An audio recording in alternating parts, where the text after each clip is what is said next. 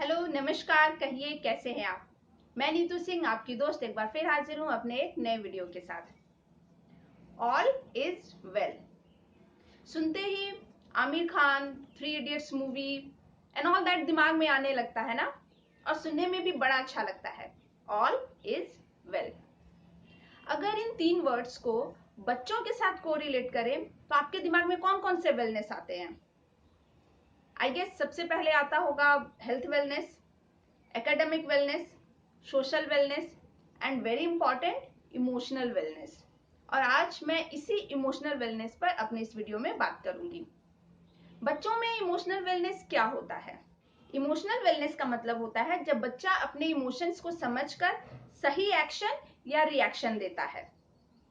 जैसे जब बच्चा बहुत छोटा होता है, जो टॉडलर्स होते हैं, 2 साल, 2.5 साल, 3 साल, 3.5 साल के बच्चे, इन्हें अपने इमोशन समझ में नहीं आता है।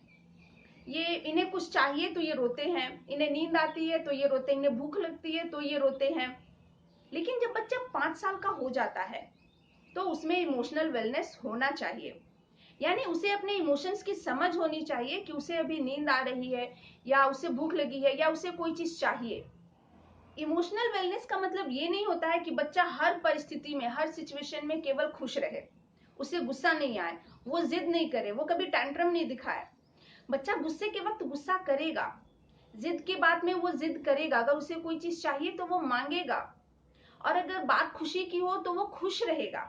यानी बच्चा अपने इमोशन के हर फेज को समझकर सही एक्ट या रिएक्ट करे, दैट इज इमोशनल वेलनेस। ये था पॉइंट नंबर 1।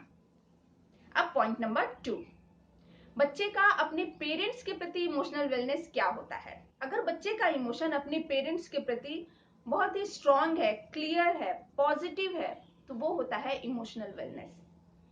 अच्छा, कैसे पहचानेंगे कि बच्चे का इमोशंस अपने पेरेंट्स के प्रति पॉजिटिव है, स्ट्रांग है, क्लियर है।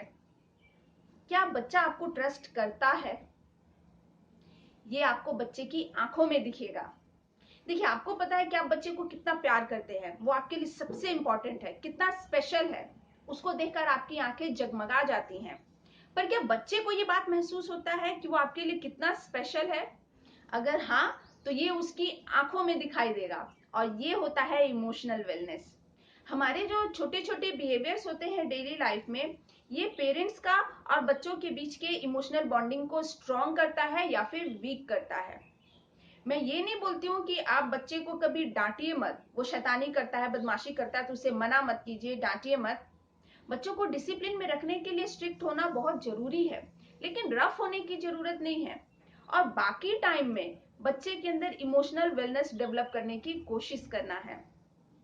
फॉर एग्जाम्पल, जब बच्चा खेल कर आता है और घर आकर मम्मी से बात करना चाहता है, वो बताना चाहता है कि आज वो हारा या जीता, या ग्राउंड में क्या हुआ, और मम्मी काम में बिजी है, क्या बोलती हैं कि जाना हाथ पैर धोकर जाकर पढ़ने बैठ, मेरे को भी बहुत काम है करने को। या अगर बच्चे से कोई गलती हो जाए तो बोलते हैं कि तुमसे तो कोई काम ढंग से नहीं होता है। इस तरीके के बिहेवियर से बच्चे के मन में ये बात सेट हो जाता है कि मैं तो इम्पोर्टेंट ही नहीं हूँ मम्मी पापा के लिए, और फिर पेरेंट्स और बच्चे के बीच में स्ट्रॉन्ग इमोशनल बॉन्डिंग डेवलप नहीं हो पाता है। इसलिए डेली बिहेवियर में चेंजेस लाने की जरूरत है। बच्चों की भी थोड़ा सुनिए, उनके साथ क्वालिटी टाइम स्पेंड कीजिए। अगर आपके बच्चे को लगता है कि जब पूरी दुनिया भी उसके अगेंस्ट हो जाएगी तब भी उसके पेरेंट्स यानी आप उसके फेवर में रहेंगे, उसे सपोर्ट करेंगे, उसे प्रोटेक्ट करेंगे, उसके साथ खड़े रहेंगे, तो वो होता है इमोशनल वेलनेस। अगर आपका बच्चा आपको ट्रस्ट करता है तो वो होता है इमोशनल वेलनेस।